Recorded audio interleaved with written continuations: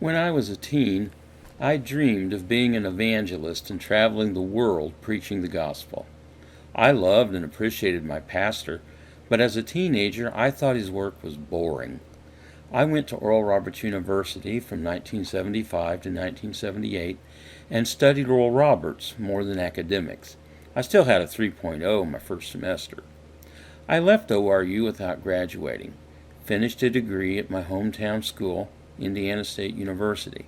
Anyone remember Larry Bird? And worked on a diploma in ministerial studies with the Berean School of the Bible from Springfield, Missouri. After I returned from Tulsa, I met my wife in my home church and we got married. In the course of 3 years, we had our first two sons, David and Michael. When I graduated from ISU, I was ready to begin doing evangelistic work, but I wasn't ready for what it meant financially. I began calling pastors in my home section around Terre Haute, Indiana, and from August 1981 until April 1982, I scheduled 75 services from one end of the state to the other. We had some great services and altar calls. I always went for a love offering and never demanded anything. I was too green and inexperienced to make demands. As a result of those 75 services, my largest offering was $150, and my smallest was $35. The offerings basically covered gas for my car and food to eat on the road. I was working during the week for my dad on his land surveying crew, and that was paying our rent and our utilities. At the same time that I was attempting to launch an evangelistic ministry, I was getting pressure from my district superintendent to pastor a church.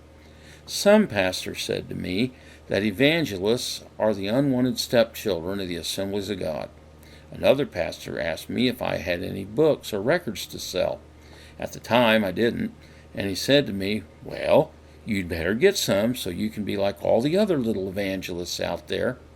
At the end of that season of one-day evangelistic meetings, I added up my income and expenses. David numbering the troops by any chance? And although it came out positive, I immediately realized that it would be a long time before I was ready to go on the road as a full-time evangelist. I had a wife and two small boys to support. My dad was a very understanding employer. After a full day of preaching and altar ministry, morning and night, with a 150-mile drive from the northern part of the state, he didn't fire me when I didn't show up to work on Monday after ministry on the weekend.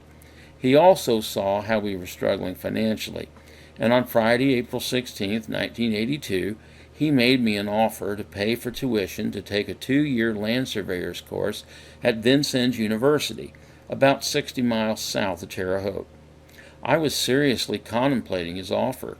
His logic was that if I had my land surveyor's license, I could support myself and my family, minister on the weekends, and grow my ministry. Sounded like a good idea. So when we got back to the office that evening, I called my wife. I was going to tell her about Dad's offer, but before I could say that, she said, "You got a call today from Lions Assembly of God. They want you to come down and preach this weekend and candidate as pastor of the church." Talk about crisis of conscience. My natural mind thought, I really should take my dad up on his offer. But I knew God had called me to preach, and there was a church offering me a place to live and a full-time salary of $250 a week. I went down and preached both morning and evening at that little church of 50 souls on a bend of State Highway 67 in Greene County, Indiana. The date was April 18th, 1982, 40 years ago on this date. At the end of the service, I was taken to the church office where my wife and I and our two sons waited while the congregation voted. Eventually, they called us out, and the church treasurer asked me, "Are you willing to take the church with a 90% vote?" I remember standing in the aisle facing her when she asked the question. At the same time that my mouth was saying yes, my inner man was saying, "Oh my God, I don't know how to pastor a church." Believe me, it was more of a prayer for sudden prophetic insight than it was in any way a form of vulgar speech or taking God's name in vain. We accepted the pastorate of that church, and the rest, they say, is history.